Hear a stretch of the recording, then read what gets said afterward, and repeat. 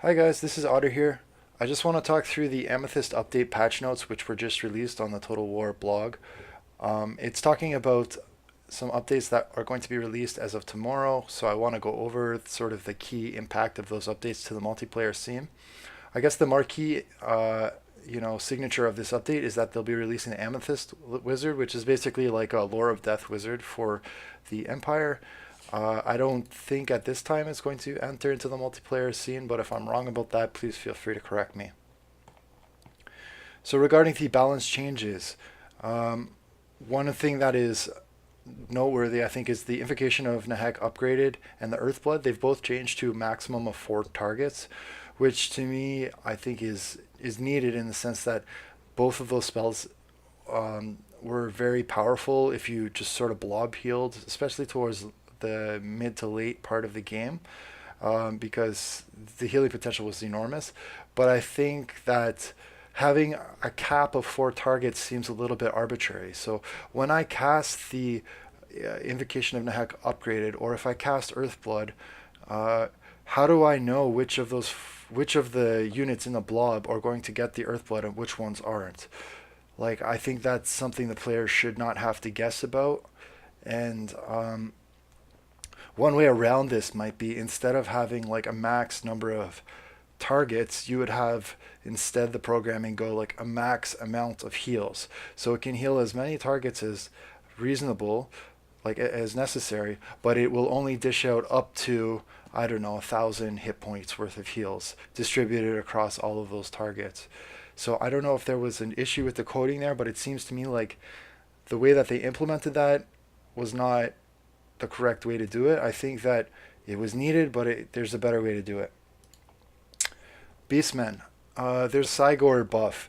Cygors, I think, were pretty strong for a while, but I think the reason that they've gotten this buff has been twofold. Number one, they changed the way that summons work, and so now summons, remember that they have sort of a time limit, and that made the Beastmen Cygor summons essentially not competitive like they once were. Before, you'd have your summon, your Cygor would chuck rocks essentially until it ran out of ammo or whatever, and now because it's on that cap and it can suffer from leadership issues and so on, it was a pretty big nerf to the artillery play of Beastmen.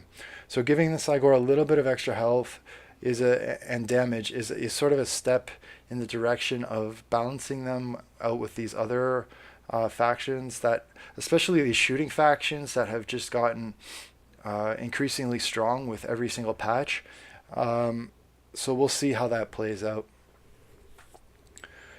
I think the next thing I have to touch on is obviously near and dear to my heart, is some nerfs to the Cold One Knights.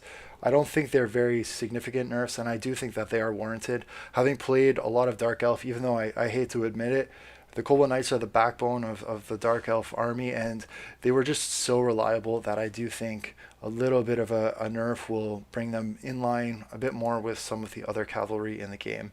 Especially the Cold One Knights, at 1,000 gold, you're getting a lot of punch for the unit. Even though it has, rampage mechanics and other downsides, it was still a very, very strong combat unit, and if you supported it with other buffs, it could definitely trade upwards with a lot of other sort of high tier cavalry that would be used to otherwise counter it. For the lizardmen, I think there's nerfs across the board, just increases in cost and some reductions in damage. I think, of course, it was definitely warranted for Lord Croak and the Ancient Salamander. I think there's probably more nerfs that should be coming in the near future, but I understand CA wanting to take maybe a conservative approach at the beginning, gauge the reaction of the community, see how that's going. So yeah, but for sure there was some unit imbalance there. I still think that some of these large dinos with AOE spells might need some rethinking, and I'm surprised. The one thing that I think is missing here is the Salamander hunting pack. I do think that they are also very, very strong, and I didn't see changes to them to give them either skirmish mode or changes to them in terms of just damage output, because it seems like they're just very, very cost efficient. For Skaven, Oh, and for this Cold One Riders, it's interesting to note that the changes to the Dark Elf Cold One Riders have been sort of mirrored in the Lizardmen Cold One Riders, and I think there had been changes in the last patch to adjust the rampage mechanic, and I think it's sort of in monitoring how that's played out, this is sort of where the rebalancing has occurred. For Skaven, you see the Warplock Giselles, they get +1 reload time, -3 melee defense. So they're going to be a little bit less dangerous before, but again, I think both the Giselles and the Rattling Gunners, which is the next unit I will talk about, both need some nerfs, probably additional nerfs, but again, I guess CA is being conservative for now. They got a slight increase in cost and a reduction in accuracy, the Rattling Gunners. So we'll see how that plays out in the meta, but I do think that they're still very, very competitive picks, and I don't see anyone really changing their playstyle for an extra 50 cost. That's not make or break. And then for the Poison Wind Globadiers, I mean, this unit had been completely overshadowed by the Rattling Gunners and by the Giselles. And in terms of mid-range shooting, they just fell right out of the meta. They had no purpose in the army. If you can take Rattling Gunners, why would you ever take Poison Wind Globadiers? And so to compensate for that, CA has made the Poison Wind Globadiers less expensive, which to me just doesn't really make sense. I think they were sort of in the right spot before. I mean, okay, let me correct that. I think they were specialists and slightly underpowered.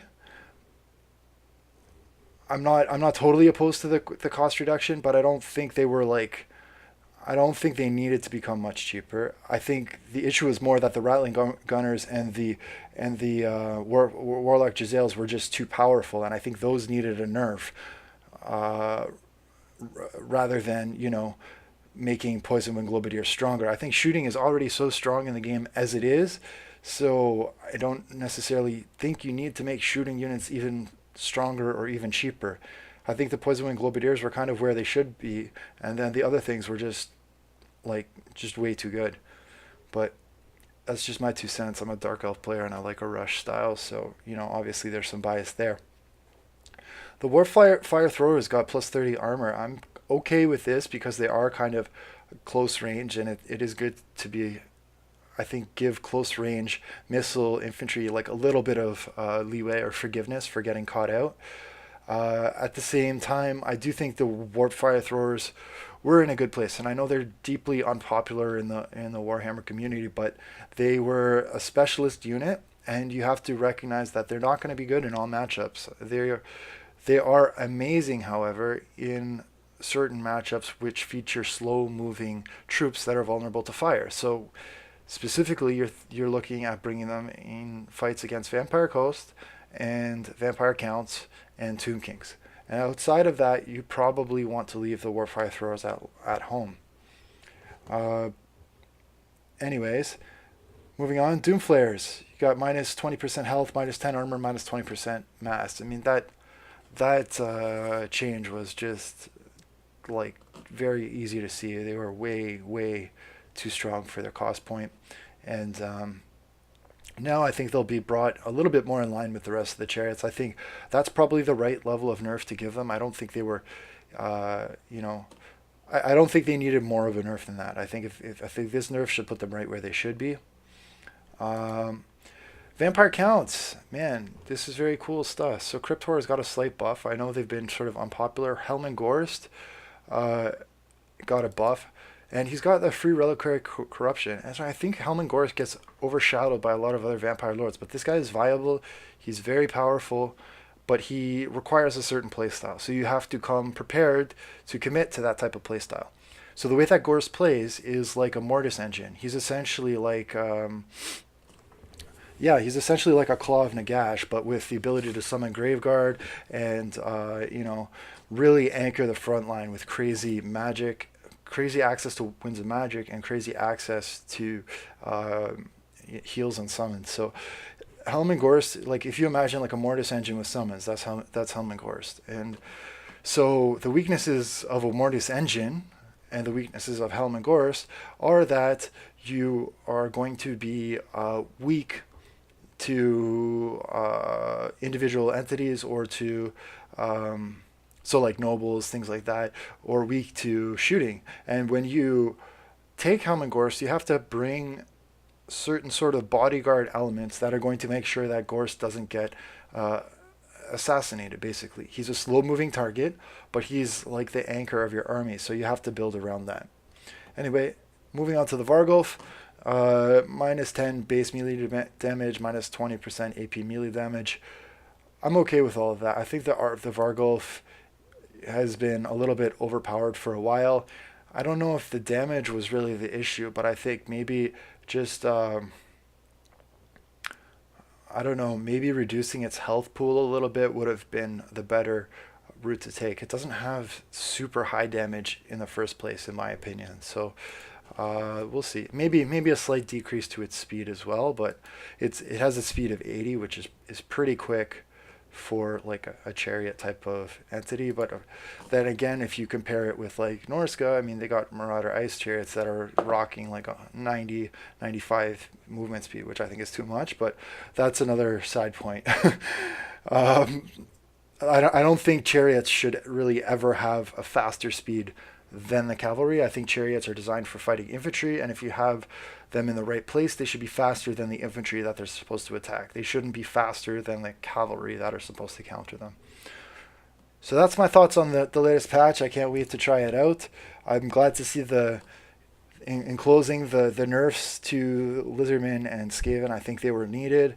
I do think that there's going to be more nerfs to come in upcoming patches as people get a better handle on the meta. But from what I had seen already, there had been a little bit of a meta starting to crystallize where people were spamming those